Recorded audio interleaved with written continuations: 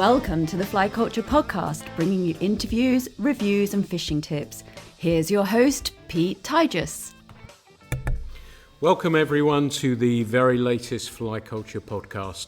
I'm pleased to be sitting down with my pal Duncan Raynor, fly tyer, guide, hardcore angler and all-round good guy. Dunk, how's it going? Good, thanks, Pete. That's quite an introduction. You've just got to live up to it now. Yeah, well, I've got to walk the walk now, haven't I? So it's been a frustrating winter, hasn't it? Yeah, it's been tough. Yeah. Probably the wettest one I can remember, and I know I've only been in this country probably sort of 20 years, but yeah, I can't remember it raining as much or as often. And are you missing fishing at the moment? I am, yeah. I found it, recently became a dad, so that has seriously limited my fishing time a bit. I find the winter fishing where we are down in Devon and Cornwall. We fish for grayling a bit. As you know, our grayling fishing is more about the breakfast we have than the actual grayling fishing we do. But I have missed it. I think I've missed going to see my buddies and catching up and things like that. I don't particularly love the grayling fishing. It's something we do to get out in the winter, kind of thing like that, more than anything. And so you're looking forward to the new season, and you yes, plan very to much do. So. What are your plans for this very season? Very much so. Yeah, do some salmon fishing, hopefully. Not as much guiding this year. Obviously, with your retirement kind of thing, like we've sort of taken a little bit of a step back from that. Do some fishing. Definitely do some fishing. Hopefully, get out, do some of the early season stuff, which I've always loved. Fooling brown trout on dry flies as much as we can. Nice. Do as much as we can. I'm going abroad, going away on holiday, taking the little boy and the wife with some pals, going overseas, going to Antigua. Fantastic. And what are you chasing there? Permit. Yep. Bones, hopefully. I haven't done much saltwater fishing. I've done some in Mozambique and a little bit. So bones, permit, snook, tarpon, they've got all sorts there. So. Snook are super cool. They're the sort of unlooked, unloved and overlooked and everything else. What is the fishing like over there? Is it flats fishing, or are you fishing blind, or is it a combination of everything? Chatting to the guide, there's some flats fishing, depending on the tide.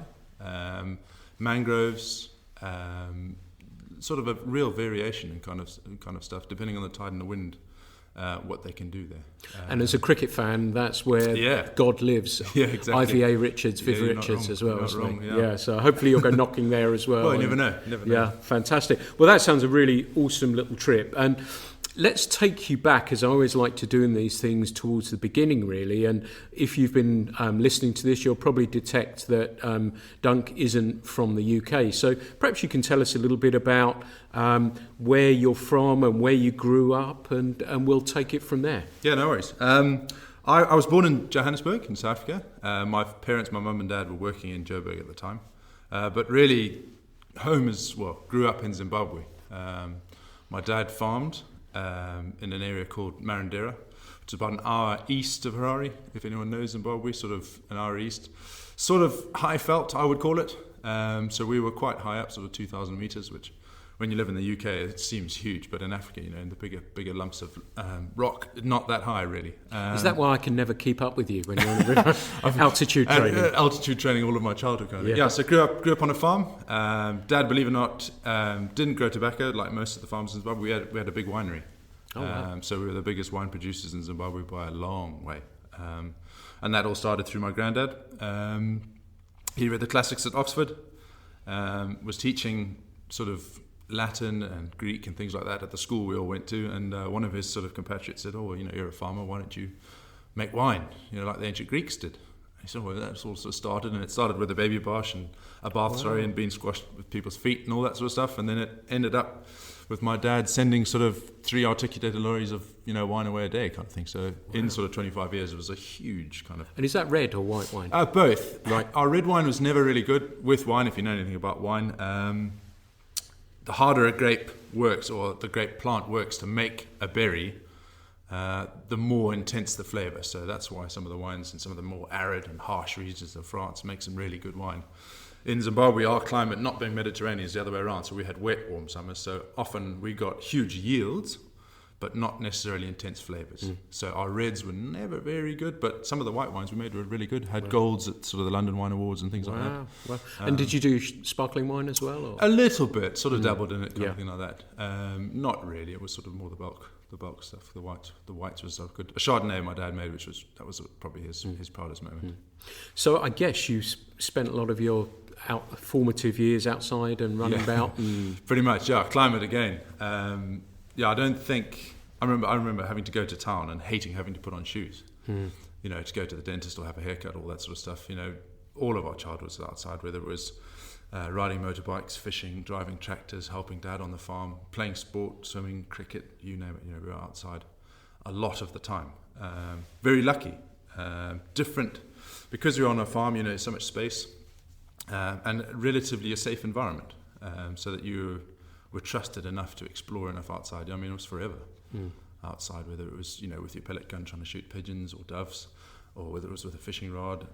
And my world sort of got bigger as I got, you know, but obviously grew up a bit, and you could, you know, ride a bicycle, and then you could ride a motorbike, and then you could drive the farm pickup. So your world got slowly but surely bigger, which, growing up and looking back and now being a father, you kind of think, well, why were they so strict on those sort of things, and why was it that way? And then you look back and you think, well, actually, it was just slowly but surely giving me a bit more rope to carry on exploring. Did it feel like simpler times compared to now?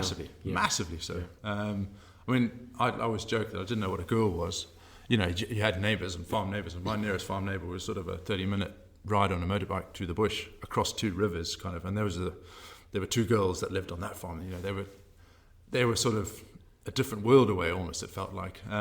You know, I've always joked about it. My most valuable possessions were my shotgun and my fishing rods and the motorbike, and then the pickup, which got me to do more fishing and shooting. I think, you know, it was before mobile phones, so the internet. I mean, I've never played a computer game.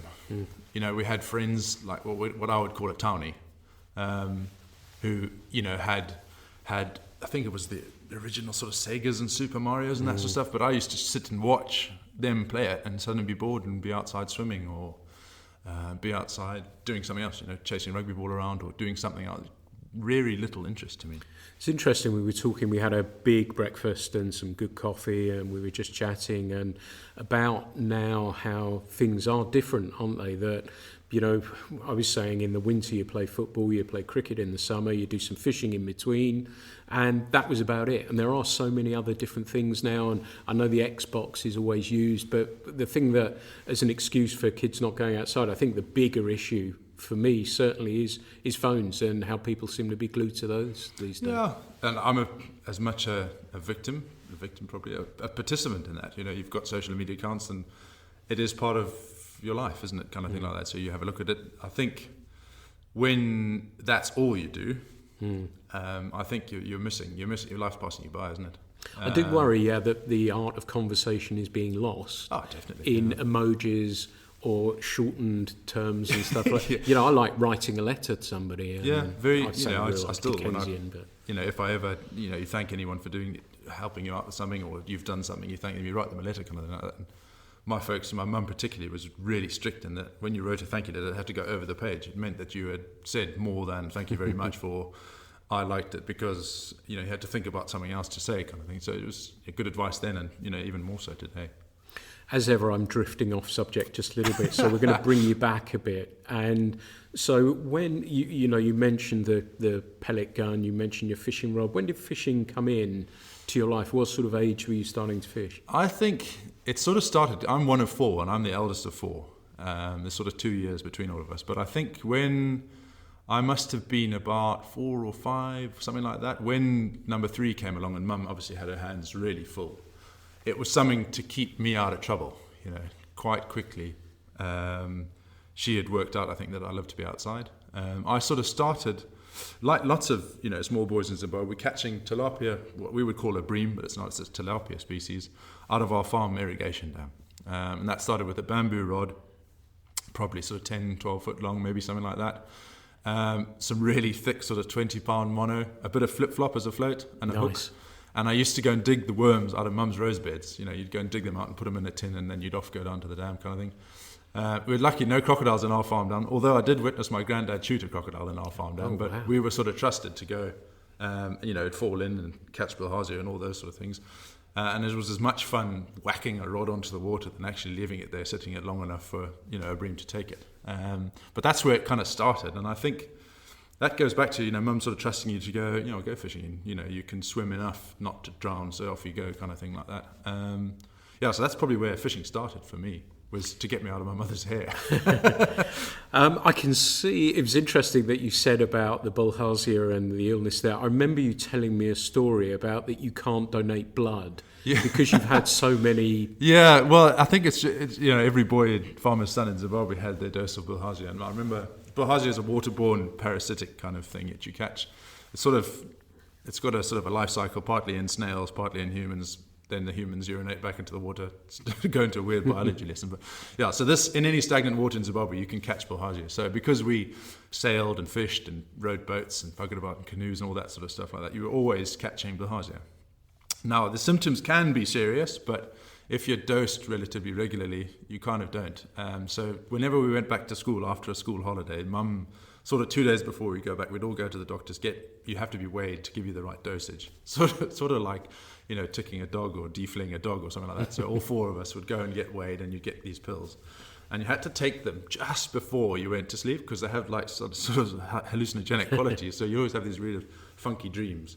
But going back to the blood donation thing, I trying to sort of be a citizen and all the rest, I thought, my dad's always donated blood, I'll do the same. And they give you the checklist before you give your first pints of blood. And have you had this disease, that disease? Tick. There's more ticks than crosses. Full house. So I went to the lady who was gave me the form, and she had one look at it. She said, "No, sorry, we can't really use your blood. There's more pathogens and all the rest of it in it than there is blood." Quite funny. Let's take you back then again to the fishing, and where did fly fishing? When did that come in? How did that come about? Probably, I think it was always something that was kind of in the background, because my granddad did it, same guy who read the classics and started off the winery. I knew him as Senex, which in Latin is old man. So he said, "I'm not going to be grandpa or bumper or anything like that, so you will call me Senex." So everyone knew him as Senex. He sort of fly fished, and had always kind of hinted at. He also had a fly rod, strung up in his office. So it was always sort of in the background. In Zimbabwe, Eastern Highlands is kind of where you went, being higher and cooler. That's where the trout were. Mainly stocked into rivers and still waters and things like that. So it was always kind of in the background. Mum grew up closer to the Eastern Highlands than where we lived, kind of thing like that. So she was always aware that there were trout. So some of her family holidays were up in the mountains. So she and my aunt took the 6 of us, my 2 cousins and the 4 of us, used to take us up to the Eastern Highlands. And again, going back to being out of your mother's hair kind of thing like that, there was trout fishing. So that's kind of where it started, sort of partly through Granddad. My dad didn't really fly fish. He would take us, but not really patient enough to do it, kind of thing. My uncle fly fished as well, so sort of that way. I remember the first casting lesson my granddad gave me. He gave me the top 2 sections of what was then my great-great-grandmother's fly rod. It was a salmon rod. She gave me the top 2 sections of that, put a handle on the bottom of it, gave me some dog-eared old sort of fly line, a spool of mono, and an old film cartridge, black film cartridge with flies in it, and sort of tied up. The leader showed me how to do that. It wasn't any tapers or anything fancy like that. It was just sort of straight, kind of, I can't remember what it was, some sort of leader. Tied on the flies, and sort of gave me the rod, gave me a quick sort of demonstration, and said, there's kind of the water, ease and grace, remember ease and grace, and walked off. And that was kind of, okay, so you're sort of whacking away, and I've still got that, my mum's still got that rod, and what was a 2-section, fairly sort of equal split between 2 sections, the tip's quite a lot shorter as I rammed it into the ground and beat it on sticks and all sorts of stuff. So that was probably my first kind of thing. Probably we did more sort of still water fishing to start with. There were boats, you could hire boats on the national parks. In Zimbabwe, Eastern Highlands and Nyanga, there's a national park. So on sort of some of the main reservoirs that were stocked with rainbows, they had boats you could hire. So we used to sort of troll. So my mother, bless her heart, the blisters she had on her hands, just unbelievable.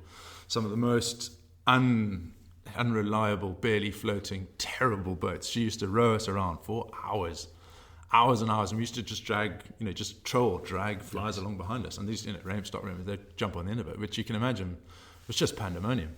She had sort of 6 children, two women, flailing and lines. Us. Just absolutely. And of course, I'm trying to cast now because I've seen people casting, so I'm trying to. You can just imagine the chaos. Yeah. But we caught fish like that. Brilliant. And I can remember catching fish like that, and I can remember some of the spots we caught them, and I can remember vividly the first one I caught off the bank, because that was doing it properly. And I remember they had sort of jetties. Mari Dam is the dam we were fishing on. It was sort of jetties. And it was down in front of our lodge. It was early morning, and Mum sort of woken you up and giving you a rusk and a cup of coffee before your siblings were up, because this was the time that you could, the boy could go fishing. I wandered off barefoot, had a jacket on, walked through the sort of the frost and crisp and all this, walked out into this jetty, and was just sort of, unhooking my fly and pulling the leader off, and a fish rose. And to me, at the time, it must have seemed like about 50 feet away. It was probably, 4 foot off the jetty. And it was the first cast I'd ever cast. The fly had landed, and I'd started stripping, and the fish had taken it. Nice. And I was suddenly, you're like, oh, okay, boom, big penny drops, okay. Oh, I understand. And that was it. And that was it. You were gone then, kind of thing. It's funny you mention about getting out your mum's hair, but before I ran Fly Culture, I had an online magazine called Eat, Sleep, Fish, and it was free and not for profit. And you wrote a beautiful piece about your mum and the influence she had on you. Touched on that a little bit as well as part of your fishing career. And I guess she was a really big inspiration being there, and she's there still now, isn't she? And you taking her fishing. My mum, my mother she's an amazing woman. When you sit down and think about how many people she's influenced through her job now, but when we were growing up, and the sacrifices, now it's weird, you become a dad and you realise you learn about what sacrifice means. My mum is a passionate fly fisher person, fly fisher woman, but that's only come out now that all 4 of her children are off and married and all the rest of it, kind of thing like that. She's a botanist by trade. So, I mean, if you want to know about a bird, a tree, a grass, how ecosystems work. I mean, her job now, she teaches, slightly controversially in the big world, but in Zimbabwe, she teaches learner hunters and learner guides. So she teaches people to eventually be professional hunters. So she teaches and gives all of their grounding, all of their foundation. So, she knows the law. She knows about firearms ballistics. She's one of these people that endlessly thirst for knowledge, kind of thing like that. And she passed different bits of that on to all 4 of us as children. Incredible how she would trust you enough to go and do it, kind of thing like that. Really, she's a fascinating woman and just an amazing mum and an amazing grandmum too. I mean, she's great with Noah when she came over to meet my boy. Really special, and I suppose it's just that final part of growing up, isn't it? That you see the next generation. You see the next generation kind of thing. Absolutely. So you've caught your first trout. I guess it was a rainbow trout. And then when did rivers come in? You sort of mentioned them a little bit. Was it for you suddenly moving water? This makes more sense, or did you sort of flirt between them and the classical route of learning your trade on a still water and then transferring that to the river? I think so, to a point. It goes back to that being given enough rope to explore, to do a bit more. To rivers, I mean, I was dropped off as a sort of 8, 9, 10, probably that sort of age, dropped off at a river, and on the same river there's a sort of a public swimming pool kind of upstream or downstream, and I was dropped off with a morning or an afternoon to get to the swimming pool. Go and explore, we'll see you at lunch. When you're hungry, come and have a sandwich with us, kind of. So it was this kind of independence, but not, do you know what I mean? It was sort of right that you can go and do that, and then it was an adventure for me, because I could go and work out myself, okay, I can catch a fish there, or it was finding a place where nowhere else could go, and my siblings couldn't come, and I was so grown up that I could go and do this. So it was that kind of, and then quite quickly it became, this is much more dynamic and interesting, trying to work out where these fish are sitting. And they're just stunning places, Pete, aren't they? I mean, moving water is just this endless fascinating. I mean, you've got it, I've got it. A lot of our fishing contemporaries do. It's just the most fascinating environment to be a part of.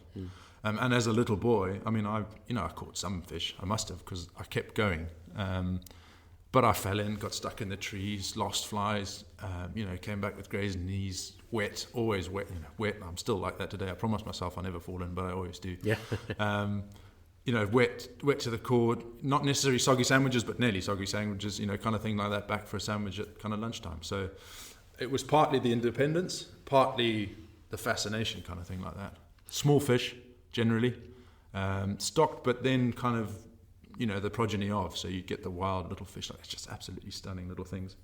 Wild as the hills they were in, like all wild fish everywhere, kind of thing, really pretty fish. and took some fooling, which was, that was the exciting bit. And they were rainbows and many browns, rainbows. Zimbabwe sort of a kind of a Victorian-ish sort of, gentlemen wanted their sport kind of thing. That's how trout got there. They came up from the Cape, from Cape Town originally. There was a hatchery run by the national parks, which has since been taken over, kind of thing like that. But lots of the rivers were stocked with sort of, I would say, par-ish. Some of them were bigger fish. Then you had your sort of, I say bog standard, but your average kind of reservoir, and then your sort of what we would call a specimen lake, kind of 2 reservoirs that had the big fish, and they were the real treat to be taken to fish. I've got a wicked memory of my dad, who, bless his heart, he was never a fly fisherman, but would take me, because by then it was fairly clear that this boy had a passion for this. He took me to a place called Purden, which is Purden and Gulliver, named after 2 of the sort of forefathers of the Zimbabwean fly fishing, or Rhodesian fly fishing then.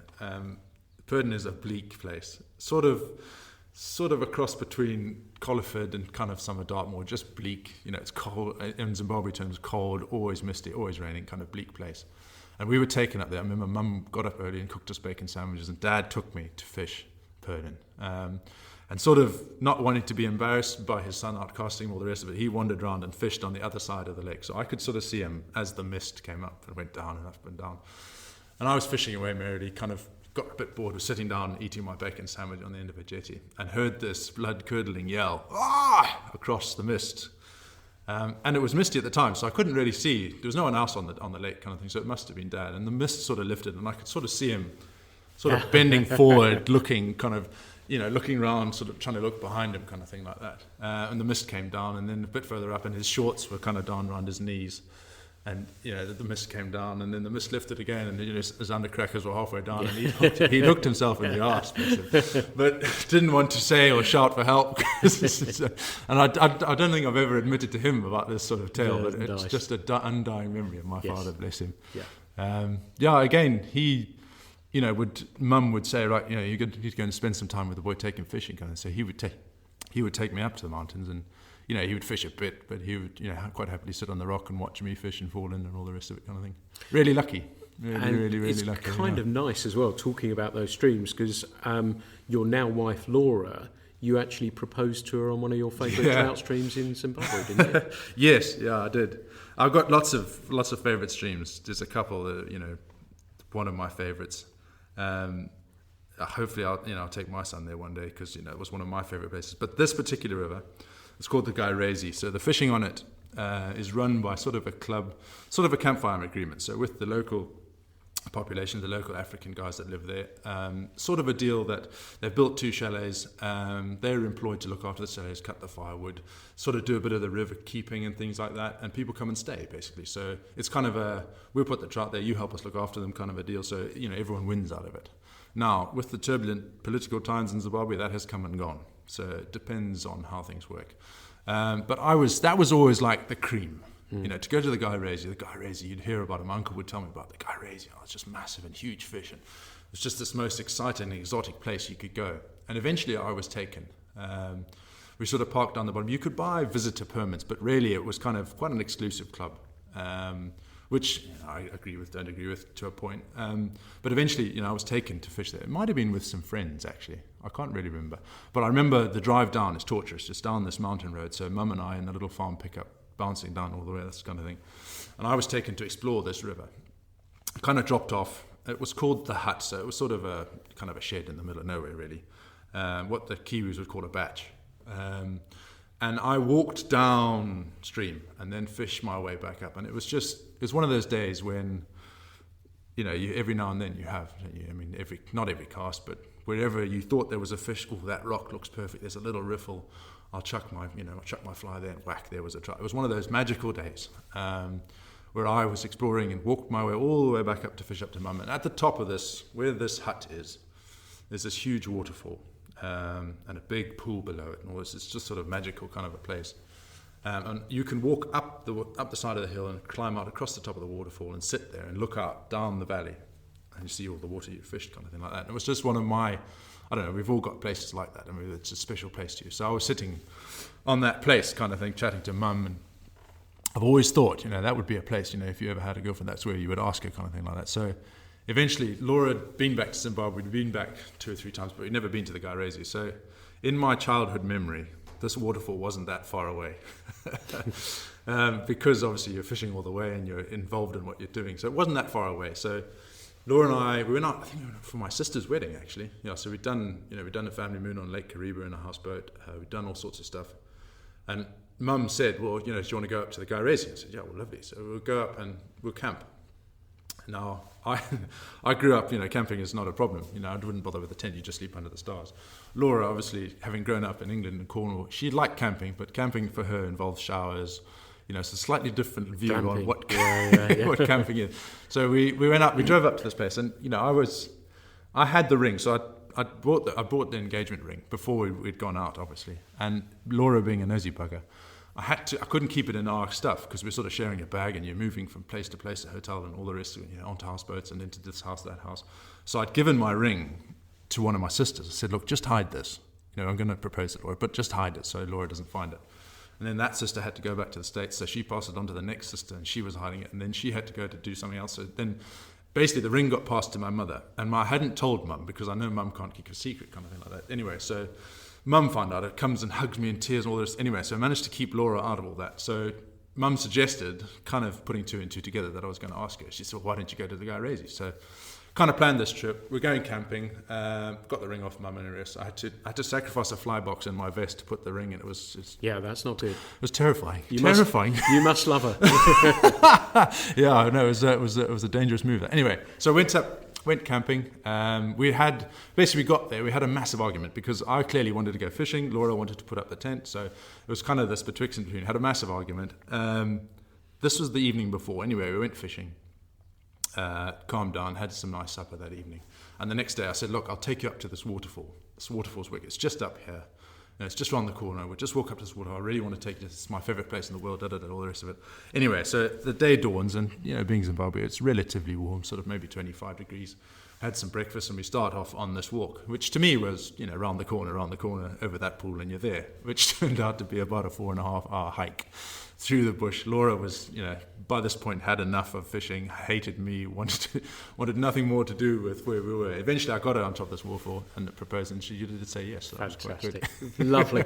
Let's put this in context because a Duncan walk and everyone else are slightly different things. And I remember when you started guiding with us and I said, look, it might be a good idea for you to have a look at the beats. Yeah. And we meet here and have a guides meeting and coffee in the morning. And I saw you in the car park. I was just getting out my truck and you're in your waders and full of the joys of spring with wet waders. And I said, what have you been up to? And you said, I've just been having a look at the beats. And I said, oh, really? I said, which ones did you look at? And you said all of them. And that's putting that into context. That's 6 miles of fishing. So you'd walked 6 miles before you'd started a day's guiding as well. So that hopefully puts that into context. But yeah, poor Laura. I don't know how she managed to keep up with you there. I'm going to blow your trumpet a bit because I know you're far too modest to do this, but I think you're one of the finest fly dressers, fly tyers that I know. And I'd be really interested and curious to know how fly tying came in. Did that come as the fishing? Was that part and parcel of it? Or how did that work? Again, the world we live in now, where we were just chatting about this over breakfast, you can go onto a website, click, I want that size hook, I want this size hook, I want that size dumbbells, I want this. You can just click, put it in it comes in the post and away you go, kind of tie the fly and off you go. Or buy the fly. There's people who tie flies much better than I do, I'll have you know. But you can buy these things. It's so easy. Where I grew up, there was one fishing shop, and we used to go probably once or twice a year. It was next to the dentist, so I used to bag, because obviously all 4 of us went to the dentist at the same time, so all 4 of us used to go, and I used to Bagsy being first in the dentist, so I could go and spend the rest of the time in the fishing shop until we had to go buy school shoes or whatever it was. There was one shop, and they had, these huge displays of flies. And it's just, like, for me, it was just, it's like crack cocaine. You're seeing all these different flies, all these things which were unachievable in a way. I had to spend my pocket money on the flies I caught fish on and all that sort of stuff. So there was always this kind of, one day I'll be able to, all the rest of it kind of thing like that. And I sort of came across the idea through magazines maybe that okay, you can make your own flies. I'm like, oh, okay, cool, I could do that kind of thing. So, our chickens, my poor mother's chickens, I was chasing chickens around, ripping feathers out of them, and nicking all of her stuff out of her sewing kit. And she got to the limit where I'd super glued my fingers together on a hook, kind of, because I didn't have a vice, so I was trying to do it in hand, kind of like they used to do. Yeah. So, kind of picked it up the right way. I stuck my fingers together, so she got tired of cutting my fingers apart. And she found a guy in our sort of farming kind of town, Marandura. He was a retired chap. He tied flies. So she organised, not knowing him really, she organised, can you take this little boy and teach him how to tie flies, kind of thing like that. So that's where it's kind of, he sat me down, and I remember sitting and just feeling absolutely like fascinated. Partly the smell of mothballs, partly that it was this kind of creative, sort of almost art kind of thing like that. Some of the little shiny pairs of scissors and the tools and stuff like that, and how his hands worked. Really, it was like it's one of those moments it's like catching the fish off that first jetty. It's like, oh, okay, right, I know this I could do. And pretty soon afterwards, I think I was on cricket tour in South Africa. Mum came to watch me play cricket, and she bought me my first vice. And it was sort of out of a Woolworths kind of equivalent over here kind of thing. It was like a CNA. It was in South Africa, so it's sort of a Chinese kind of a thing. I've still got it, and I still tie the flies. Nice. I've had to braise it together and all the rest of it. I think it's a bit knackered. But, that was kind of the start. And then from there, it was like, quite quickly, you kind of try to tie the flies that you could buy in the shop, and that wouldn't work. And then you'd nick a bit of wool off Mum, and then you'd tie a bit of this, and you catch a fish. I remember the first fish I caught on one of the flies. It was in a river.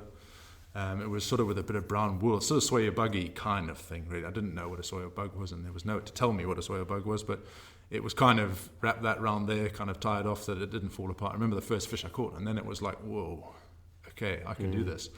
And that slowly but surely, I mean, when I first came over here, did a bit of tying, things like that, and now, I've got masses and masses of tying kit. It's just sort of, as long as your eyes last, kind of, you can do it. It's interesting you mentioned that you had a little bug that was just some wool and stuff like that, and I think I touched on this with Charles, or I can't remember in one of the podcasts I recorded, and it seems as though patterns are now more influenced by the products that's coming to market, and I get that's got to happen, because I want people to have businesses and stuff like that. Across them there, yeah. But it does seem as though we're losing, simple's often best, isn't it? Oh, massively so. And I tell this to some of the people I guide, to assume that a fish is intelligent is incorrect. They've got a brain the size of a pea, for Christ's sake, They aren't clever. Yes, instincts, way, way and above what we've got. For a start, they've got an ear that runs the length of their body. So, they're much more aware of their environment. Yeah, I think it's like lots of fishing kit, isn't it? 99% of fishing kits to catch fishermen, not fish. And I'm like you, you've got your favourite patterns, which are generally not the most complex kind of pattern. Yeah, I think also, it goes back to the world we live in. There's people who stick up pictures of flies that involve, loads of different materials. And this worked really well, or stick up a picture of a massive fish, and here's the fly, so then you're kind of away you go. And if you're new to it, perhaps you get, not led astray, but, you kind of get, not railroaded, but I suppose you get encouraged to go down that route. Look, I'm a sucker as much as anyone. If I go to a fly fishing shop, and there aren't very many, we're lucky we've got one in Crediton down this way, that is a good one, that you can get your hands on stuff. I mean, I can't stop myself. Like, well, I mean, you've seen me. It's just the most exciting place. Feeding frenzy. Yeah. So, you're a big lad, and I remember when you were with me when I caught my first steelhead, and you gave me a hug and I nearly passed out. So putting that into forget that. Putting that into context, that it was rugby that brought you to the UK. So, like I say, you're a big lad. I'm from Essex, so I know nothing about rugby. What position did you play, and who were you playing for? I came over on a scholarship. I was scouted by Gloucester Rugby Club and Hartbury College, which is an agricultural college in Gloucestershire. So I came over to do a degree, have a scholarship, and also to play rugby. So that's kind of why I came. Man, I look back now, when I landed, I was so green. You were such a big fish in your very little pond. At high school, I was a school prefect and all this sort of stuff. So you thought you were something. And I remember landing at Heathrow, probably Gatwick actually, landed at Gatwick. and just suddenly realizing, geez, this world is a whole load bigger than I thought it was. My aunt, bless her heart, picked me up and dropped me off at university. And I remember wheeling my suitcase into my first student room and just thinking, Jesus, what have I done? I don't know anyone, I don't know anything. There was so much growing up to do, like, opening your first bank account, buying your first car, sorting out your first mobile phone. Wearing shoes. Well, yeah, wearing shoes and, wearing jeans and trousers and, that sort of stuff. Realising that it's cold and it's wet and all these sort of things. I thank my lucky stars for the opportunities rugby took me. And that goes back to, my folks and my mum and dad spending hours, throwing a cricket ball at me, playing rugby and, with the wine, that was the one good thing about the wine, is that rugby in Zimbabwe is played in the winter, so it's the middle cold part of the year where the grapes were dormant, so it was between seasons. So from the first game I played, probably 7 or 8, to when I left school, my old man watched me play rugby, and watched me play representative rugby and first team rugby, and came on tour, and just really lucky. You come off the field and you do the school walk or whatever we used to do. And I remember walking, and there'd always be mum or dad or someone there to give you a hug and say well played and all the rest of kind of thing. Really lucky in that you were supported, and it wasn't just me. I was obviously the first. My sisters. This one of my dad's favourite photos. There's a picture of me, Angela, Geraldine, and John all wearing our Zimbabwe tracksuits. In a year, all 4 of his children played for the country. Isn't that amazing? Which not many families get the chance to do. Look, Zimbabwe's a smaller fish, smaller pond kind of thing, I suppose. So, we were very lucky, but. Just being immensely proud, coming off the field and getting a hug off Dad, well done, all that sort of stuff. Really lucky, really, really, really lucky. And where rugby took me, places like I played rugby in Dubai, been on tour to Argentina, been all over the world playing rugby, met some amazing people, it got me places which I never dreamed of going, put it that way. I roll out of bed now every morning and remember how much rugby I played. Yeah. But saw and see the chiropractor quite often and all that sort of stuff. So you're in a strange land. Yes. You're playing rugby, you're training, you're doing a degree. How did that come back relatively quickly? Was it a way to fill time? How did you go about it? Where did you discover fishing? It is always there. Fishing, you'd go home. I'd go home. You go on your summer breaks or whatever like that. If I wasn't, driving tractors and doing agriculture, doing harvest jobs, you'd pop home for a bit, and the first thing you do, bang, you'd be out fishing or shooting or doing something. But then you kind of realise, well, hang on, they do that here. It rains all the time. There must be water with fish in it, kind of. And always looking back, it was kind of granddad fish here, so there must be, that's where all of our fly fishing in the colonies came from. So you're looking back, okay, well, there is fishing here. And weirdly, I used to take my rugby kit, being a student and being a bit bloody lazy. I didn't want to do all my washing. And you can imagine, in an academy, it got loads of muddy kit. I was playing sort of 3 games a week some weeks. Loads of muddy rugby kit. So I used to go to the local laundrette in Gloucester. It was called Bubbles, believe it or not. So I'd go into Bubbles, and there was a lovely old lady there, and I'd give her 2 kit bags of rugby kit, muddy, absolutely filthy rugby. You can imagine snot and blood and all the rest of it. Drop these 2 kit bags off, and she'd say, give me 2 hours. It'd be done, tumble dried, washed, all the rest of it, folded back in the bags, kind of thing like that. So I used to, bugger about, walk up into town, go and wander around. And it turned out, just around the corner, there was a fishing/shooting shop.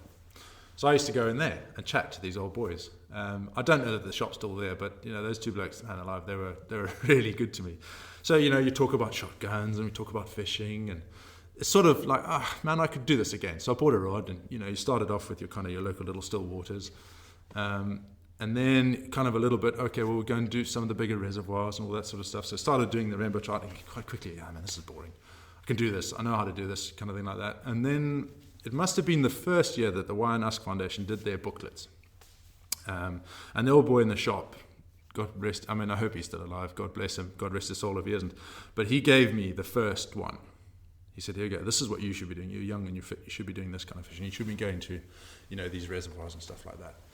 And I remember opening it, and they used to have a key, and you could fish the river in a pair of wellies and a pair of waist waders and a pair of chest waders. At the time, I just had wellies. So I'd started off, like in between summer training and that sort of stuff. Winter was obviously not so good, but in the spring training and all that sort of stuff. Like I started off, and you'd start on, okay, well, that beat there, how do I get there? Got a map, so you'd work out how to go on the map, and I'd write on the map where to go, and I'd go and start fishing these beats. And then all of a sudden it was back. It's like, oh, right, okay. Well, I haven't got quite the right flies. Okay, well, I'll buy a bit more tying kit, and then off we go.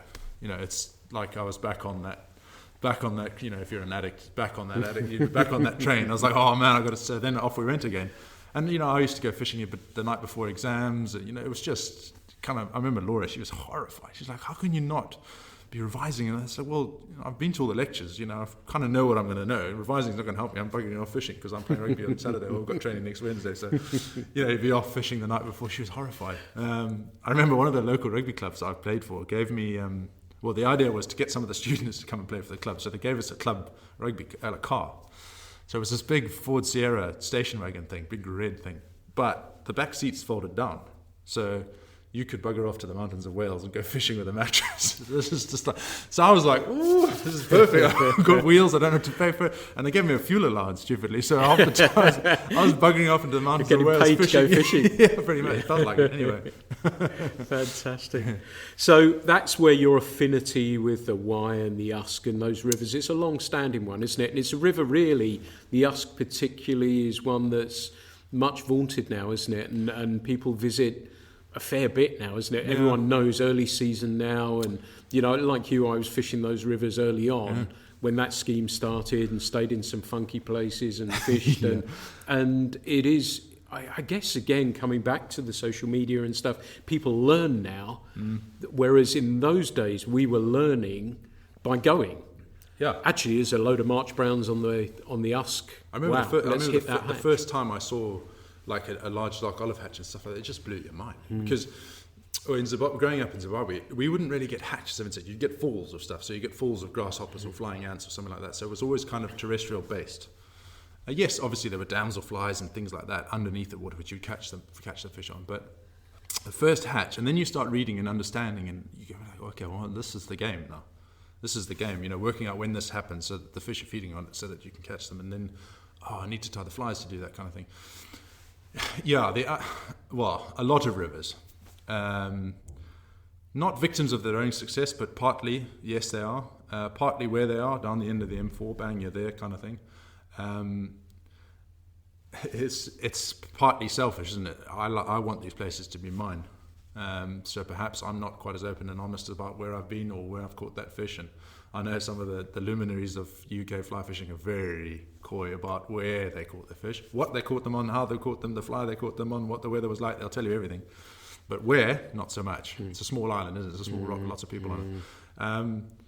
So lots of these places have become really popular, which is good because more people care about them. So hopefully when there's an agricultural runoff problem or a spill or a chemical something, an incident or something, people care so they can shout about it. The other side of that coin is that more people are doing it. Pressure. Yeah. And I know certain bits of certain rivers that I fish like now, I go there now, and the fish are not what they were the first time I went, if you know what I mean, because there's been more pressure, more people have been there, kind of thing like that. So that's the victim of their own success. I'd say some of the wilder parts of that part of the world, West Wales and sort of Mid Wales, there's miles and miles and miles of water. And if you're willing to walk and work, there's some magic fishing. Like Cornwall, just bigger. Yeah, I'd say. Like Cornwall, Devon, just bigger. Yeah. Bigger hills, bigger mountains, that sort of stuff. Yeah. And you mentioned Cornwall. You ended up in Cornwall. What are you doing? How did you end up down? How did I end up there? My now lovely wife and mother of my boy. She's Cornish, so we met at university. She wanted to kick me out, bless her. She left a year before I did, so I stayed to do an honours degree / play more rugby. Yeah, fish. Bugger around. So she left. She came back down to Cornwall. So I went. We kind of, when she left, we were sort of a bit of a hiatus. Maybe it won't work out. Maybe it will, kind of thing like that. I went up farming up in Essex. So I went and did an agriculture. I managed a big arable place. Oh, was that Writtle or? No, it was up near Chelmsford actually. The farm I managed. I did some harvest jobs up there, and then ended up doing a sort of a year's managing. Kind of a sort of assistant manager, I would say, more than a manager.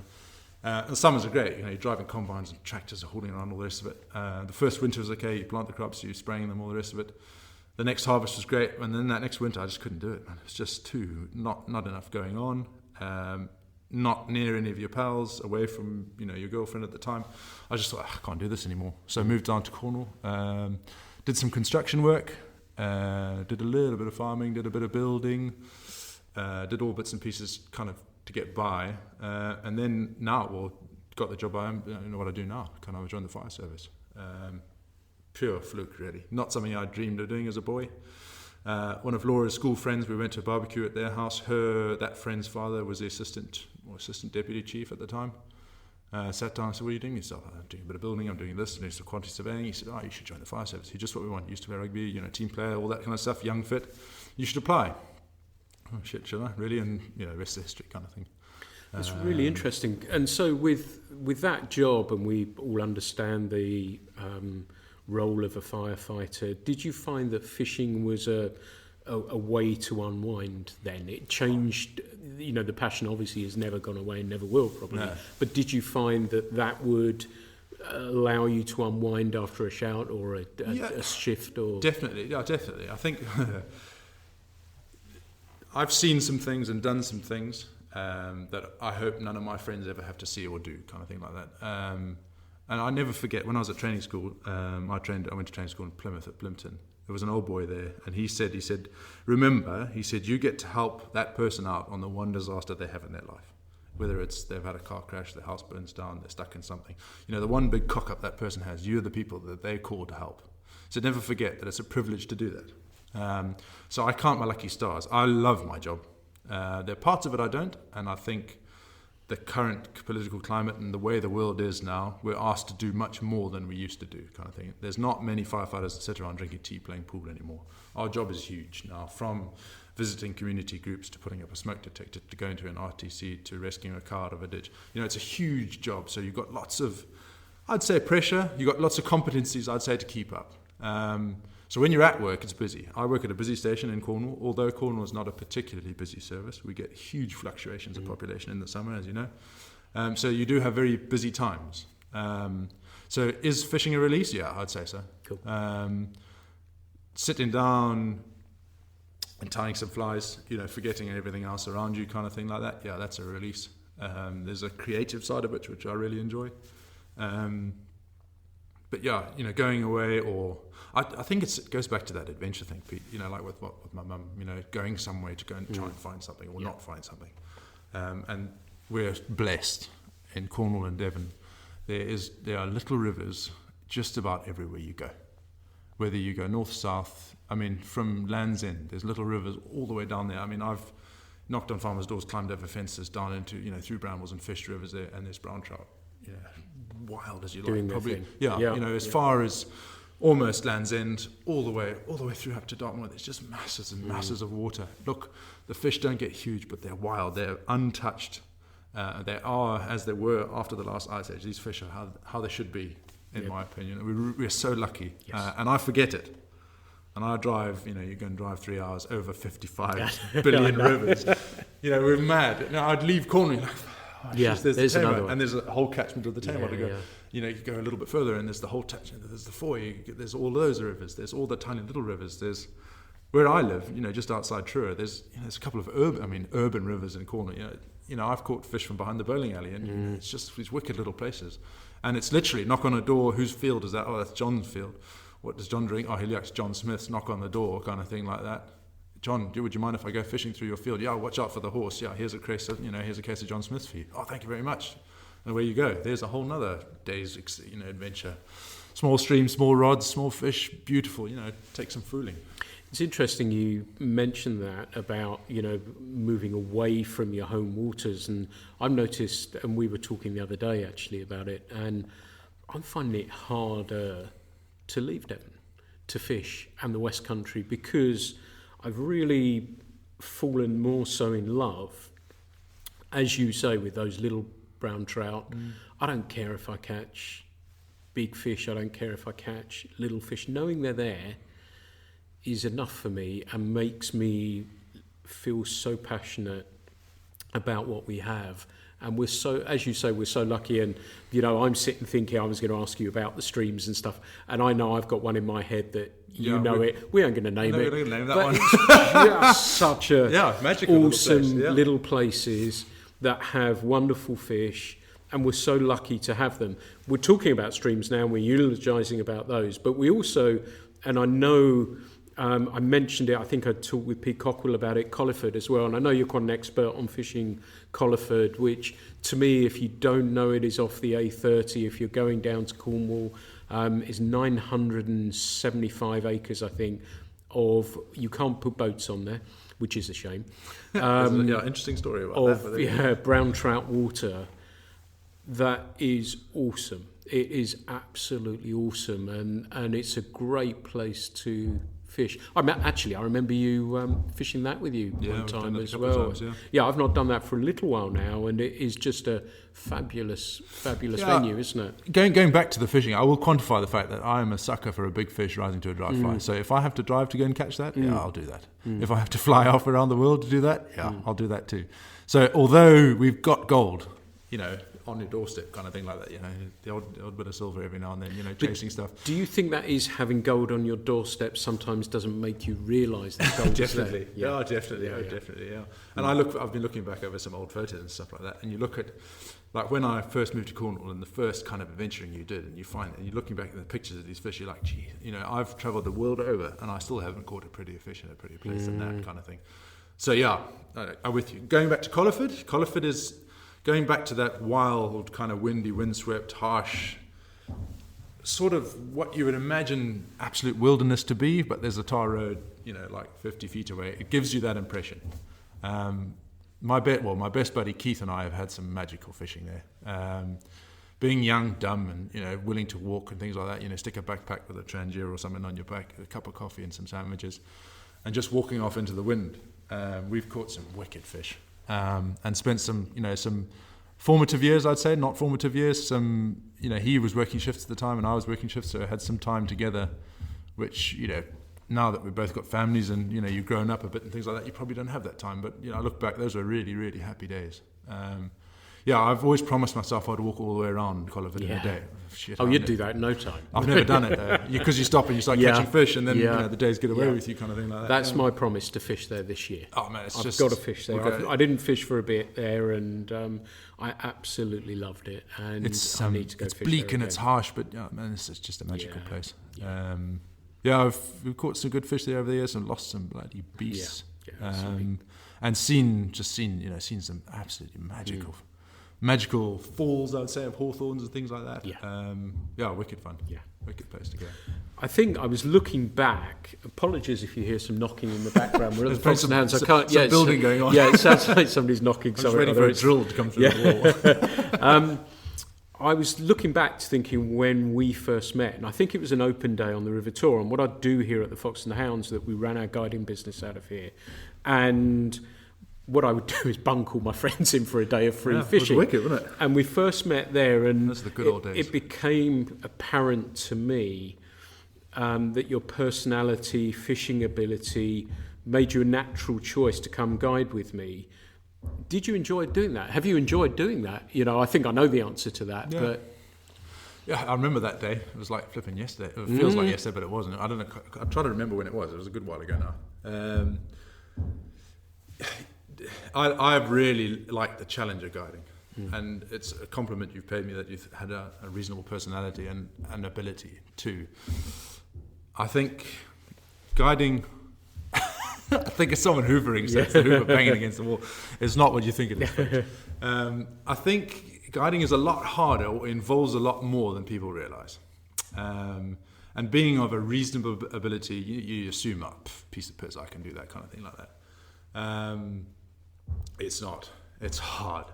It's really hard. And we've chosen to do it in a hard place to do it. Not that you need to be an absolute casting maestro, but we don't fish for stock fish. So we're fishing for wild fish on a wild river. So those two things, that's hard to achieve. To take someone from an absolute novice, never heard of what a fly rod does, never worn waders, all that sort of stuff, to get them from that position to catch a fish in a day is the steepest learning curve you can put someone on, in my opinion. It's a lot to learn in a day. So you already put yourself at, not in a disadvantage, but you've given yourself a huge challenge to achieve that or help someone achieve that. I've loved the guiding. I've loved the challenge of teaching different people.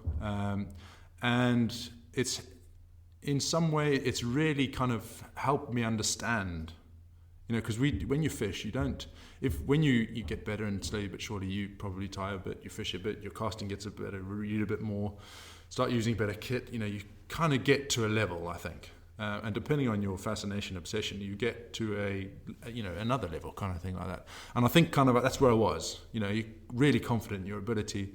I can read water, I can find fish, I can catch fish on certain flies, I can do the different techniques, I can do all of these things, I can work hard to do this. That's one thing. Showing that or teaching that to someone else, that's a whole nother level of understanding you have to have, because you need to have, not understand why you do it, but how. And how can I get that, what's in my head and in my hand, how can I get that person to understand that? And it took me a while to get it, or to get how to get it across, if that makes sense. And it annoys me because it took me a long time to get where I got as a fly angler. And I worked hard. Not that I spent lots of money doing it, because I loved every second of it. But you get to a level and have the ability and the time and the experience to pass these things on. Now, it frustrates me that people don't understand what it takes. And the difference between that kind of a person and the people that are about now, who are ambassador or this or that, who put up on this pedestal, have no understanding, have not even a faintest idea of what it takes to teach someone how to fly fish. And I'm lucky because you taught me how to do it. Took me under your wing and showed me how to do it.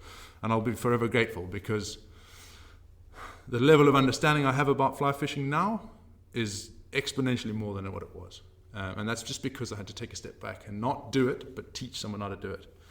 And there's a level of confidence in yourself, which only comes once you've been able to do that.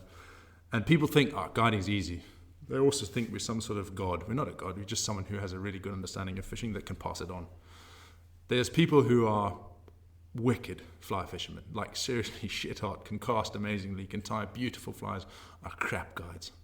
It's interesting. Because they can't get it across. I used to get, and you know this, and I'll start this by saying you are an excellent guide. I used to get a lot of phone calls from people. We're going down an interesting avenue here, and we might explore this a little bit further. But I used to get a lot of phone calls from people saying, I'm really good at catching fish, so I want to be a guide. And the first piece of advice I would give them was, if you are standing there and you've got your client next to you, and there's a big fish rising, and they get caught in the tree, they stuff the cast, the fish stops rising, will you be frustrated? If the answer to that is yes, walk away now, because it will drive you mad. And the other thing that I think is interesting from what we've always tried to do, and what I tried to say to yourself as well, which I know you did as well, was that we wouldn't hook fish for people. No. So I would rather they would leave a day not having caught 43 fish, but being able to fish for the rest of their life. So what that means is investing time in casting, watercraft, everything else, and then building it from there, I think, isn't it? And then that allows them to fish. I'm not taking them for a day's fish. I'm not going to put them on a pond and let them cast for 2 hours and say, well, that was fly fishing. I want them to be able to do it so that they could go and fish for the rest of their lives. And your enthusiasm that you share the same as I rubs off on them. And I've seen, as you have, I've probably taught hundreds and hundreds of people over 16, 17 years. And I know there's a fair few that it's led, and I know the same with yourself, that it's led to them feeling the same way as we do about fly fishing. Yeah, I think we put it the way we do it here, or the way we have done it here, because we're trying to get someone, hopefully, to the point where they can fool a wild fish. You've set yourself a massive goal, haven't you? So if you don't achieve it, if you're just about catching fish, how the hell are you going to fill a whole day? Because you can't just go and if they can't cast a rod, if they can't wade carefully, if they don't understand where the fish are going to be, if they don't understand some of the basic entomology, if they don't understand some of the habitat, what the water's doing, what we're thinking the fish are going to do, some of the insects they might be feeding on, how we're going to get our cast there, why we want to get our fly there, how we wanted to get it above them to drift over them, how a fish sees. If they don't understand some of this stuff, you're not going to do it. You can't. How are you going to sell that 1 minute experience? Because there's so much. I always say there's like a massive stuff I need to get into that person's head, and I've only got this much of time. So it's like skip. You get the stuff through. But I think if it's about catching fish, we've missed the point. Yeah. Because this, as all of us know, there's so much more to this than catching a fish. Look, we all love arriving somewhere. Ooh, wicked hatch on. Look at that fish. Bang, cast goes over. Whack, thank you very much. You know, that momentary, but it's just to capture. It's a little slice of the pie, isn't it? And I always say to people when I sit down here, you know, fly fishing is a huge pie. Today, I'm going to give you a little slice of all of it. So you can go away, hopefully, and understand, why do I wear breathable waders? Why do I have a carbon rod? Why do I do this? Why does this fly line do that? Why do I have a leader? Why do I have a tippet? What's this? What's that? What's this? Where do the fish sit? What's the weather doing? What's the river doing? Why are the fish sitting there? Why do I wade this way? What does the river right, river left mean? What does the beat mean? What does the this mean? You know, there's so much stuff to get into these people's head, which we're lucky we've had the chance to experience. And I think the advice, if there is anyone listening who's thinking going down the guiding route, I think one of the most important things as well is to remember it's a service industry job. So you may be the greatest caster, you may be the greatest fisherman, you may tell them it's about that ability to teach those people in a way that they get it. Yeah, it's getting it across, isn't it? That's yeah, absolutely. So that's kind of interesting to go there. And we were going to talk about, you know, perhaps how that's influenced your own fishing, but we can see from what you've said already. I'd say that's how. Yeah, sort of the influence. I'd say I'm more patient. Some people would disagree with that. I'm more patient than I was, and I think because you've had to teach someone, or because it's not just your view of the world, perhaps you have a slightly more open kind of view of what's happening. Oh, why is that happening? Okay, this is happening because... So maybe I'm seeing more, or maybe you're just aware of more, because, you know, what I assume that is in, you know, when you've done a lot of fishing, or maybe you've been to places before, you kind of... What you think you're going to see, you see. Do you know what I mean? But if you're not expecting to see what you're expecting to see, if that doesn't really make sense, but you know what I mean? Perhaps you're looking more than you're seeing, if that makes sense. So picking up on more of what's going around. Actually, this isn't what I perceive it to be. This is what's happening. Or maybe they're on this, or maybe that's happening, or this is happening. The water's higher, lower. You know, so maybe I'm more observant. You make those decisions much more quickly, don't you? Or the changes. Well, you have the changes. I think, if anything, I would trust my gut, because it's generally right. You know, if I'm fishing and I'm thinking, shit, I should be doing this, or we should be fishing this part of the river, go and do it, because if you don't, I generally regret it. You're like, shit, we should have gone and done that. I should have gone there in the morning and there in the afternoon, or I should have fished X and done this, or that river was right, I should have gone there. I drove over this morning and it looked good. Why didn't I go there? Because it was easier. No, that person wanted to do X. You know, you kind of got to back your gut. I would say more, and also really enjoy the time you're fishing. Because if you start guiding, think you're going to fish, dream. Because if you're doing it right, you shouldn't touch the rod. Yes, to indicate or show a cast or show a technique possibly, but to me it's a cardinal sin if you're fishing and the guy who's paying you to teach him how to do it or take you to do it is standing behind you watching. It's just the wrong way around. That's a theme, you know, as you know, I've done podcasts with Nick. Charles mentioned it, the same, you know, not that fishing. Person, you are not going fishing. He's trusted you, particularly if they're a beginner. So he or she, very lucky to take she's. You know, I'd wish there were more women who took fly fishing, because generally they're better. They listen better. They're not blokes, so they haven't got that perception of what it should be, kind of thing. They have paid for the privilege of your input, your knowledge, kind of what you can show them, kind of thing. Like they probably come at it from a slightly different angle than you think.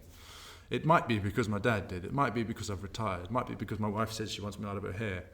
It might be because some of my mates do it, and I'm not sure I can ask them. I don't really want to ask them. It might be because some of my work colleagues do it, and I don't want to look like an idiot when we go fishing together. There's all sorts of reasons people come to this. Now, to me, we owe that person more. One, they've spent their hard-earned cash to come and do it with you. We owe that person more, partly for the fact that that's someone else who can pass it on. So whether they teach their kids, or whether they take a mate, or maybe it's another two people that are interested in the rivers. That's two more people than their work, kind of thing. Yeah. So we have a responsibility. So watching me fish all day, you can do that on YouTube all day. Yeah. There's no value in that, is there? Yeah. And it's an interesting one because, you know, I remember before I had excellent people like yourself helping me, that I would come off a spell of 13 days and would still be as enthusiastic on that morning. I might be completely knackered because I've just not stopped, but it's that person's day. And again, another piece of advice as somebody who's been doing this a while or has done it a while is don't go through the motions, but start every day. It's really easy by asking them what they want from their day. Yeah. And that makes it easy for some everyone. of them. Some of them will tell you straight out, bang, I want to know how to do this. I want to catch a fish. We're lucky in the way, we keep hopping back to these days kind of thing like that, but with Emma, the way things are set up, we generally get someone who has kind of an idea of what it's going to be like, so they've got a bit of an idea. But some of the things people will ask you, I want to catch this. You're like, whoa, okay, let's back down here in Denver and Cornwall. Let's start you off by seeing if you can cast a fly rod. Taking people who can, in abbreviations, fish is always, I love doing it because they get their asses handed to them more often than not. Let's go in a different. That's kind of an interesting rabbit hole we've gone down actually there. But let's come back. And I talked earlier in the podcast about fly dressing or fly tying, and your skill at that. And I know you've got a little commercial business. Do you want to tell us a little bit about that? It's commercial business. It sounds much more grand than it is. It's just little old me. And look, I've got some social media accounts which if people are looking for. That's probably the best way to find me. It's called Innovative Fly Design. Very lucky, my cousin designed the logo for me, so I've got quite a cool logo. I've tried. I love tying flies. So I've tried not to make it a job, if that makes sense. So if someone's going on a trip or has seen some of the flies I've stuck up pictures of and they want a couple of those, I'm more than happy to tie those flies with them. I don't want to be... Look, there's some fantastic... the Stuart Foxhalls, the Rupert Harveys, there's guys like this who are just... they're gifted. Some of the flies they tie, the David McPhails of the world who stick out these YouTube videos, they're just so inspirational and fantastic, kind of in the time. People don't understand the time it takes to get that good. There's some fantastic fly ties out there, and I don't really never really wanted it to be, and you push me as much as anyone. Come on, you got to start doing this. You got to start doing this. It's so good. You got to get these out there, kind of. But kind of not necessarily wanted to keep them to myself, but also not wanting to be tied to my vice, having to whip out another 2 dozen of those or another dozen of these. I've always liked tying flies for people I kind of know, if that makes sense. So maybe I've guided someone who said, hey, look, I'm going to fish the Corrib. I need some of these. Can you tie those for me? Yeah, no worries.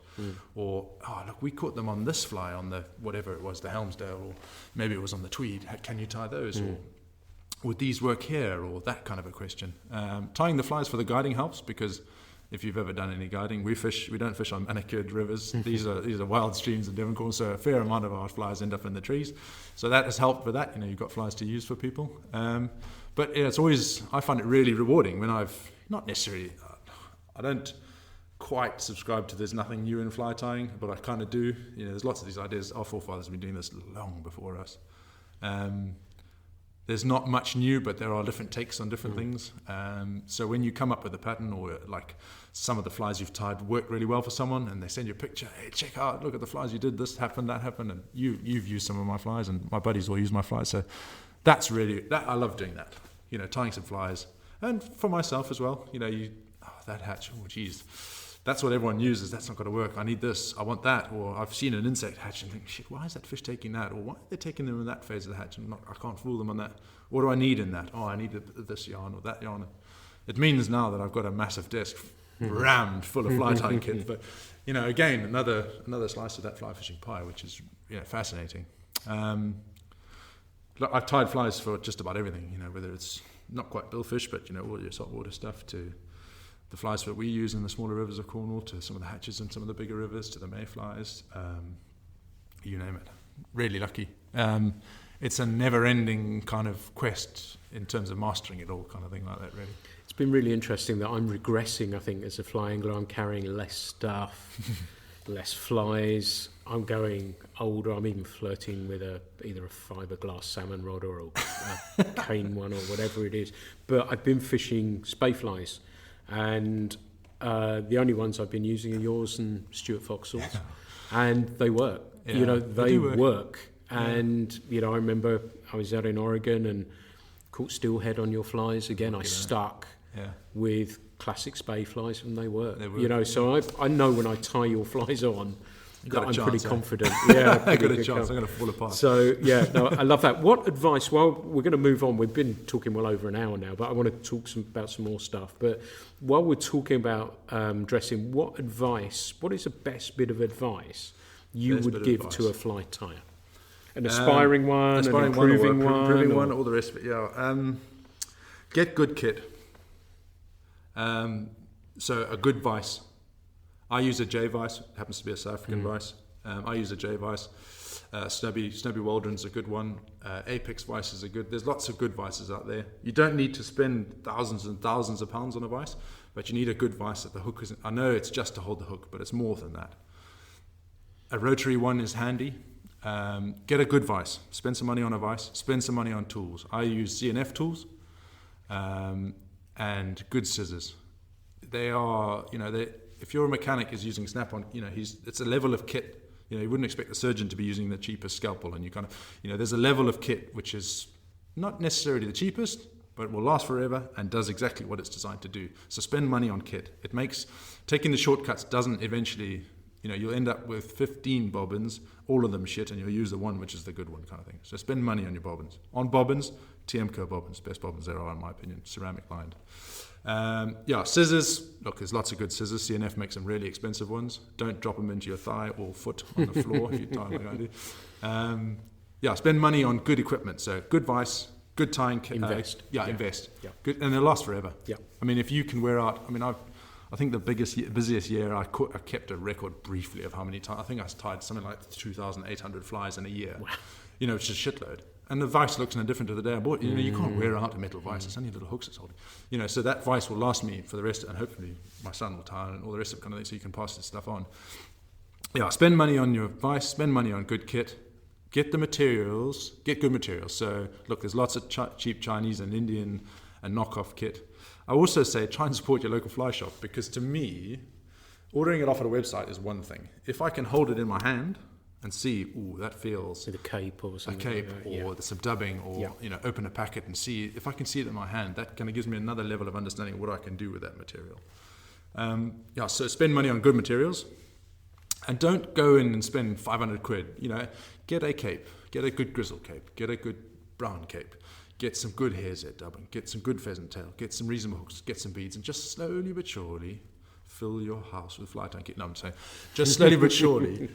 Build your kit. So you don't need to spend thousands of pounds. Just slowly but surely, as your skills develop, then you can start sort of scoping out and trying the different techniques and different patterns. The next tip is YouTube, and there's some flipping good tires on YouTube, and you can stop it, pause it, and it's kind of in motion, if that makes sense. So I've got lots of fly tying books, and it's a snapshot, which you can perfectly put the hackle there and put the vice, and everything's. You watch these people tie, watch how their hands move. Some fantastic David McPhail, and I'd love to meet that guy. He's just a genius in terms of how many patterns he's tied, and his house must be rammed. Yeah, it'd be like my idea, sort of a crack den kind of thing. That sort of a person. They've got years of experience and tied lots and lots of flies for lots of people and lots of different patterns to have a real good understanding of it. And watching someone like that do it is really handy. It was helped me, put it that way. The other thing I would say is practice. Practice. And also remember, it's fly tying. It's not open heart surgery. If you cock it up, cut it off and start again. Don't, for heaven's sake, don't put that fly in your box that isn't quite what you want. Because I'll tell you what, it'll still be there. Yeah. So practice. And the other is proportion. Proportion. Once you get it down, you can start to work out, okay, a tail needs to be that long, a body needs to be that long, a head needs to be that long. And remember, you're also, specifically with trout flies, this is talking about, we are trying to imitate life. So a big chunk of anything, or a big blob, or a thick this or a that, it's less is more to a point. And speaking as a fly dresser, it's probably mad, because, you want people to buy your flies as well as fish to take them, kind of thing. So there is an element you're kind of going to get to do both. But less is more so often. Brilliant. I'd say that is it, really. That's great advice. I think it's better not to buy a kit with everything in it. Crap, learn to tie. I'm probably doing the 3 or 4 makers. Patterns. And, doing a kit maker is a disservice by saying they're crap. Because my first vice was a kind of a plastic pack, kind of a kit like that. But it's terrible. I'll be honest, it's absolutely it's dog shit. But that's what started me. So maybe that's a start, kind of thing like that. But I would say spend the money on good kit. It'll last you forever, and it solves you the frustration of using shit kit, if that makes sense. Because it's frustrating when your bobbin snaps the thread. It just drives you mad. So spending money on good kit, it helps you get to a level of competence quicker, I would say. Yeah. Practice. There's a fly dressers guild, so there are some active fly dressers guilds. If you've got a buddy who ties, sit down and tie together. And it sounds weird, but sit. I tied with my buddy Keith. I tied with my buddy Toby. Toby's really slow, but he's really accurate. Whereas I am, probably because I tie more flies, I can tie 10 flies in the time it takes to be. That's just practice, and your fingers and your hands. Just your biomechanics are better. And also, when you're tying it commercially is wrong, but when you're tying it to an order, I don't want to spend 8 hours tying 8 flies. I spend 2 hours, because I'm not charging the world for my flies, so I want to kind of make it not cost effective, but I don't want to do it for free. So you get quicker, don't you? You get quicker at doing processes, kind of thing like that. Get to know the guy who runs your fly tying store as well, because when you ring him up and say, hey, I want some size 3mm beads, I want to do this, he said, no, actually, why don't you use these are better because that's this, or that fits is better, or this is that better, or have you tried this material, oh shit, this stuff's new, have you thought of going back to that not so simple? There's masses of exciting stuff to do within the fly tying world. Great, well thank you for that. We're going to start winding down, but there's a few more things I want to talk to you about. Let's come back to fishing. And so what is the type of fishing you love the most? What is it you enjoy the most? Yeah, I know it's all good. I thought about this, and I think it's still rising brown trout and dry flies, man. You just can't beat it. And that's, that goes back for generations and generations. I love sea trout fishing. So being outside at night goes back to that, childhood kind of, exploring kind of side of things. I also like it because not lots of people do it. So it's kind of harder in that way. We've got good sea trout rivers down here in the West Country, as well as some of the Welsh rivers. I had some magical nights up on some of the rivers up that way. I love sea trout fishing because it's harder, it's different, no one else does it, kind of thing like that. I really enjoy salmon fishing. Salmon fishing down here, do a bit on the Foy, do a bit with you down here on the tour. Some on the Dart, but not so much recently, kind of thing like that. That really kind of the casting side of it is a whole another really interesting kind of thing, which with your help I've got to a level of competency, kind of can cast a double-handed rod really well, or reasonably well. That I love doing that, and that's the sort of the winning of hope over expectation, isn't it? Kind of, I love that it's really hard and that it's not expected. There's lots of places I want to go still to do those things, and not necessarily far afield. Like the Shetland Islands, I'd love to go. I've been to the Orkneys and done lots of fishing, lock fishing on the Orkneys. I'd love to go to some of the Islands on the Orkneys. There's so much more of down here and Dartmoor. I'd love to spend more time on Dartmoor. Every time I go there, I walk away and think, shit, I wish I could fish here every day. It's that cool. Some of the edge of Bodmin Moor down close by me, there's some wicked rivers flowing off that. There's all of the tributaries of the Tamar, which I have fished, but years ago, and then you start exploring more and more. Perhaps you forget what you got, kind of to a point. There's lots of that stuff which is really cool. Saltwater stuff I'm starting to dabble in, kind of thing. Did some when I left school. I went and did some in Mozambique, and that's always been kind of in the background, if that makes sense. Going back to how my mum taught me to be adventurous and all that sort of stuff like that. Yeah, I've been really lucky.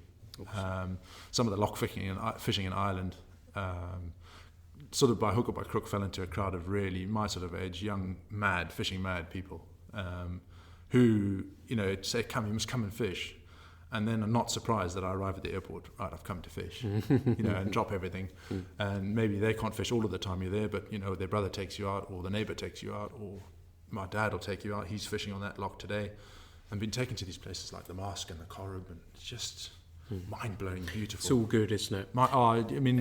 If I could live forever, there wouldn't be enough fishing. Put it that way. If anyone's going to pull that off, it's probably you. Give it a crack. It's interesting that you talk about streams in Cornwall you haven't fished so often, and I wonder if that will come into play a little bit more now with the Noah. With the youngsters. Definitely. Perhaps those days and sleeping in the back of your car in the short term are probably not gone so much for a bit. there. And probably buggering off. You rediscover some of those streams that you've not visited in a while. Yeah, buggering off to the mountains of Wales for 3 days would not particularly go down with Laura. But like an afternoon, zip out to fish some of my local little rivers, or zip down to there because I know it's half an hour's drive. I can fish for 2 hours and I'm back. That kind of is probably coming. Yeah, you're right. And hopefully one day. He gets be with you. He gets to do it, kind of thing like that. Yeah. Let's. You share my love for tackle and the acquisition thereof. What is your Hall of Fame rod? Hall of Fame rod. Oh man, I think if I ever really wanted to dispel someone's or break someone's spirit, I'd get them the first rod that I learned to cast with. Jesus Christ, I think it's terrible. I was then promoted to a Sill Star, I think it was. Oh yes, I had a Sill Star reel. It was like, it was black with red stripes on it. Yep. It had like a foam handle. God, awful bloody thing. Those are crap. But I have, you got a fond place in your heart for those kind of rods. A Sage 1, I bought it off you. The Sage rod one, Sage 1 I've got. It's a 9.5 foot 4-weight rod. That's a rare beast. You pry that out of my dead hands, that one. There's another Sage rod which we kind of share a love for, which is the TXLF. It's a small stream rod, which for us down here, it's just perfect. Little 3-weight or 2-weight, I think I've got. Light, supple, through action, just perfect what you need for our kind of fishing. You fish, bushy little dry flies and stuff like that. Perfect magic up on Dartmoor. Some of the older Sage reels. So you like those 32s, the 2.5s and the 2.5540s and those sort of things. Magic little reels. We're geeking out. Yeah, such losers. Rio Gold can't do any better in my opinion. What else? Loop Classics. Yeah. Because they're obnoxious. And anyone else who's fishing on the same beat as you hears when you hook a salmon. My mate Keith, he jumped out of his skin once. I hooked a fish and he was downstream of me, and the reel went off like a tractor stalling or something. And I remember him turning around and jumping. He said, "What the hell is that?" I said, I'm in. Just really obnoxious. And sort of that classical look. Look, there's some beautiful tackle out there. And we're lucky. I mean, when I think of like how I grew up, my fly line was crap. It had bits missing out of it from where I'd rammed the spool on it, trying to re-spool it. The rods were, they're god awful. Nowadays, we're so lucky. I mean, there's just it's hard to buy bad stuff. Oh, yeah, it really is. Yeah. There is some crap out there. Yeah. And again, support the brands which have, established, kind of, to my mind. They've spent the money on developing these products. There's lots of cheap knockoffs and shit out there, but to me, support the brands. That kind of supports the industry we love. Cool, man. Right, you have, as we've talked about, a very young son, Noah. It's inevitable he's going to fish. When are you going to bring him into the When we're going to start, to be honest, I'm scared about this, because being that I love the outdoors and shooting and fishing and all the rest of the kind of stuff, you hope that he's going to love it. And some of my fondest memories are like I've described here, fishing with dad and fishing with mum and, being taken away shooting and stuff like that. I hope he loves it like I do. It's quite hard because I think if I go in like I am with everything else in my life, I'm likely to put him off in that I'm all in kind of thing like that. I hope to take it. He's got his first rod, and he's not even he's not 8 months yet. So we've been working on a single spay gently, in the lounge kind of thing like that. No, look, I hope I can pass on some of the love and the passion that my mum did to me for the outdoors, and that will probably, hopefully, kind of point him in the same. I think it's inevitable, isn't it? And I know it was the same with my daughter. My little girl now is coming up 29 in April, and I tried my best not to force my passion onto her. So I used to do little things, and I'd get her roll casting, and then when I went to my tackle shop, I'd got her a little fly box, and I'd let her choose some flies for her fly box, and then she'd fish with me. And I used to fish on a lake in Essex, and she'd fish, and she was like 5 or 6 and was hooking these rainbows and tiger trout and stuff like that. And then she drifted away from it, and it used to be Father's Day. She'd give me a voucher saying she'd come with me for a day's fishing, and then she started to come back to it a little bit. But we were in Montana. We did a road trip in Montana, and I took my rods and I was doing some fishing, and we'd go and check stuff out, and if there was a river we'd pull over and go and have a fish. And we went into Yellowstone National Park, and you have to buy a separate license to fish in the park. And I said, I've just got to pull over and get a license and stuff like that. And she said to me, will you get me one too? And I'm like, I'm not crying. So inside. And she fished, and she was great. And we had a spay casting my birthday last year, and I'm hoping this April that she'll be doing that again. So fingers crossed, and her boyfriend's curious, so you never know. Fly curious. Yeah, so you never know. But I hope it's inevitable. I hope he shares your love and passion. Duncan, it's great that we have people like you in fishing who are so enthusiastic, passionate, always up for it. So we're really lucky to have you. And I hope our listeners have enjoyed listening to your story. I think it's a fascinating, a lovely story, shaped by your family, that's passed on a passion to you that's inevitably going to go to Noah too. So thank you for sitting down and chatting. Thank you to everyone for listening. Duncan, it's been an absolute pleasure. Thank you as always. Let's do some fishing soon. So thanks for listening to the Fly Culture Podcast. The Fly Culture Podcast is brought to you in association with Fly Culture, a quarterly print magazine. For more information, please visit flyculturemag.com. You can also find Fly Culture on Instagram, Facebook and Twitter.